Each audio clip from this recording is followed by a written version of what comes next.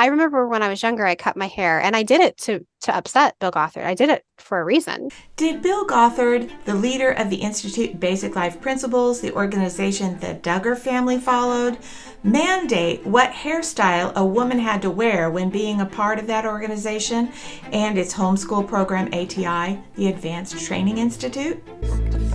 You had to wear your hair a certain way to frame your face. At one point, Bill Gothard, he took me aside because he seemed frustrated that my hair wasn't curly enough, that it needed more godly oomph.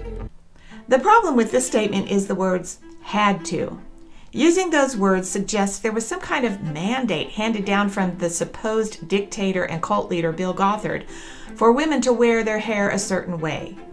In Shiny Happy People, they show only part of a page from one of the ATI booklets and use that part of the page to suggest that hairstyles were controlled by Gothard.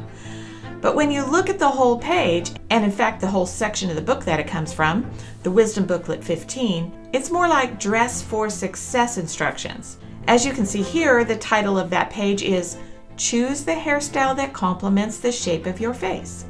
And it lists common face shapes and shows different styles that best complement each one. In other words, this whole section was saying, here are some good ways to dress to look attractive and professional, how to style your hair, how to have good posture when standing and sitting, etc. And they added in some instructions about being modest and drawing attention to your countenance rather than your clothing, makeup, or hairstyle. In 1975, there was a best-selling book by John T. Malloy entitled Dress for Success, and another in 1977 entitled Dress for Success for Women. At that time, there were many organizations and companies that used the trending idea of giving instructions to their employees on how to dress appropriately and how to present yourself, and etc.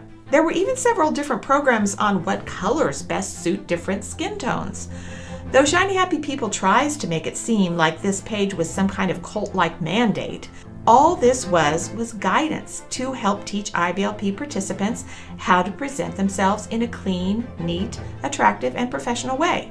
It wasn't any kind of rule or mandate. Shiny Happy People also suggests that Bill Gothard believed curly hair was more godly. That isn't true either. As you can see in these photos of young women at the training centers, hairstyles varied. There were curly styles and smooth, shorter, and longer hair. Even the pages Shiny Happy People showed out of context in their program, the same one I just showed in context and put on the screen, show different kinds of hairstyles, some without any curl at all.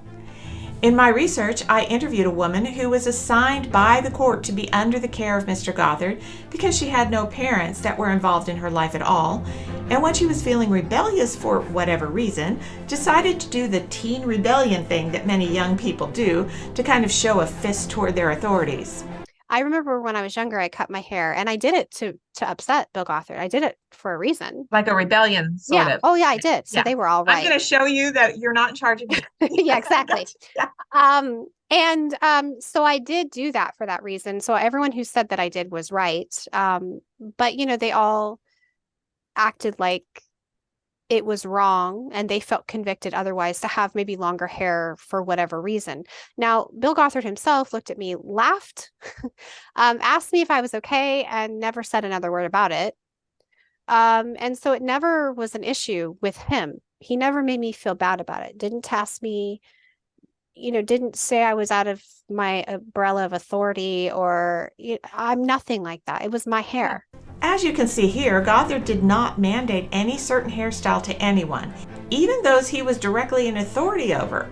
Nor did he make an issue of it if someone chose to style their hair differently than what the guidance had been given about how to dress for success in the ATI materials.